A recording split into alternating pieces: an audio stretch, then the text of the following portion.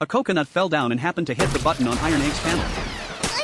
The next second, 2 teleportation balls fell into the sea and were swept away. The most ridiculous part was that this place was an uninhabited deserted island, while others were teleported to the homes of wealthy people or large cities. If only the director had given her a teleportation anchor point, she wouldn't have ended up in this deserted place. After accepting her reality, Mao started using her superpowers to catch fish. She strung the fish together and tried to start a fire the most primitive way. She cried as she ate 5 fish. Mao was scared of being alone, so she made 2 coconut heads, one for Hina and one for Anzu. Now with their company, she didn't feel so lonely. Later, Mao made herself a set of clothes, used her powers to build a small house, and began her life on the island. Days passed quickly, and 155 days later, Mao had eaten fish for 155 days. That was when it hit her, she had been alone the entire time. The company she thought she had was just her own voice talking to herself. Mao suddenly felt very lonely and could no longer bear it. The 2 coconuts weren't Hina and Anzu, they were just coconuts.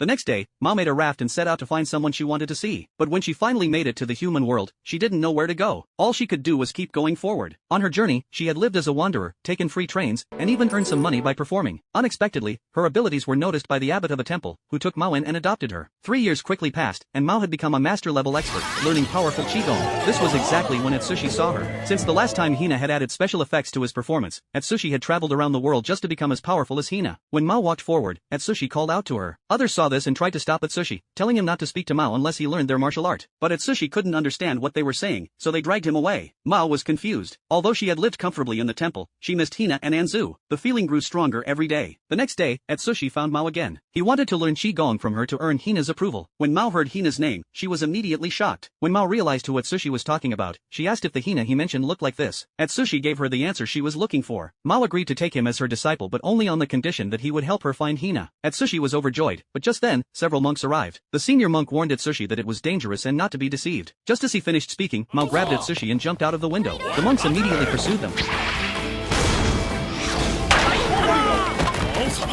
But the senior monk didn't expect that his most powerful strike would be easily blocked by Mao using Hina's wooden stake. She had mastered internal martial arts to the extreme. Even without using her superpowers, they weren't her opponents.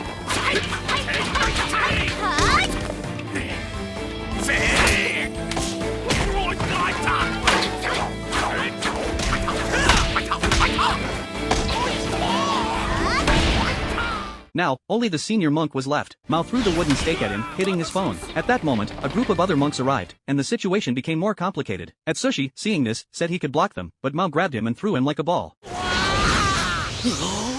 Atsushi felt that this felt exactly like what Hina did to him. Atsushi hit the others with his body, and Mao asked if he was alright. Atsushi said it was exactly the feeling he had always been looking for. Mao thought